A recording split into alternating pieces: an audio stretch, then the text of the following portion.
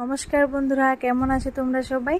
আজকে তোমাদের সাথে শেয়ার করব সম্পূর্ণ নিরামিষভাবে রান্না করা কচুর শাকের একটা রেসিপি। এর জন্য দেখো আমি কচুর শাকগুলিকে আগে সামান্য নুন দিয়ে ভাপিয়ে নিয়েছি। এরপর কড়াইতে তেল গরম করে ফোড়নে দিলাম শুকনো লঙ্কা আর 5 ফোড়ন।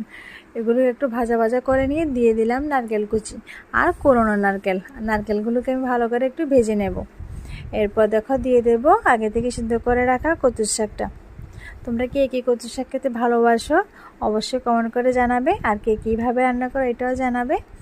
এরপর দেখো দিয়ে দিলাম ভেজে রাখা বাদাম। তোমরা চাইলে এখানে মটর বুট বা শিমের বিচিও সিদ্ধ করে দিতে পারো। আমার ঘরে বাদাম ছিল তাই বাদামটা দিয়েছি। এরপর দেখো দিয়ে দিলাম মাঝখান থেকে চেড়ে রাখা কাঁচা লঙ্কা। এগুলো আমি কিছুক্ষণ সময় কষিয়ে নিয়েছি। এরপর দেখো যখন জলটা শুকিয়ে গেল আমি দিয়ে দিলাম হলুদ গুঁড়ো। এরপর দেখো দিয়ে দেবো স্বাদ মতো নুন আর দেবো চিনি। সবগুলো ভালো করে মিশিয়ে নাড়াচাড়া করে শুকিয়ে নেব।